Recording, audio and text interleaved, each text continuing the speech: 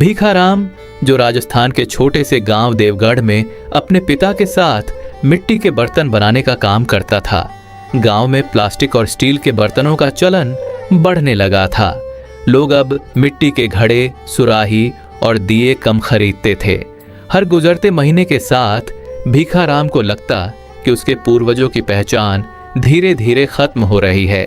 एक सुबह उसने अपने पिता को पुराने चाक के सामने चुपचाप बैठे देखा।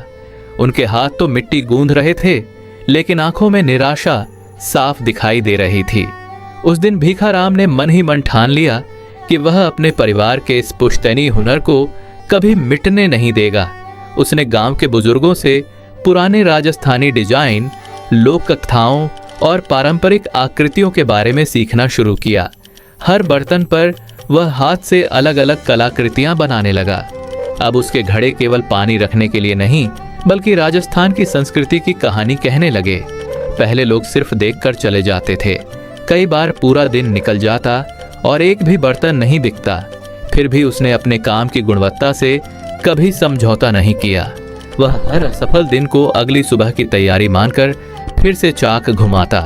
कुछ समय बाद पास के कस्बे में लोक कला मेले का आयोजन हुआ। भीखाराम अपने सबसे सुंदर घड़े, सुराहियां और दिए लेकर वहां पहुंचा। लोगों ने पहली बार ऐसे बर्तन देखे जिनमें मिट्टी के साथ राजस्थान की आत्मा भी दिखाई देती थी।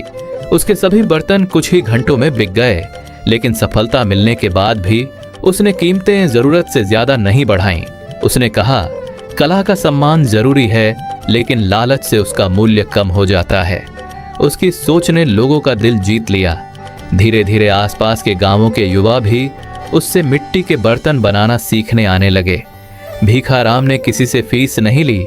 उसका कहना था कि अगर हुनर अगली पीढ़ी तक नहीं पहुंचा तो सबसे बड़ा नुकसान पैसे का नहीं, पहचान का होगा। कुछ वर्षों बाद देवगढ़ गांव की पहचान खेती से जितनी थी, उतनी ही सुंदर मिट्टी की कला से भी होने लगी। दूर दूर से लोग गांव देखने आते, स्थानीय कारीगरों से सामान खरीदते और गांव की मेहनत की सराहना करते। भीखाराम के पिता गर्व से कहते, बेटे ने केवल अपना घर नहीं संभाला, उसने अपने पुरखों की विरासत भी बचा ली। शाम को जब भीखाराम चाक के पास बैठता तो उसे मिट्टी का हर घुमाव यह याद दिलाता कि समय बदलता रहता है, लेकिन जो इंसान अपनी जड़ों को संभाल कर आगे बढ़ता है वही सच्ची पहचान बनाता है।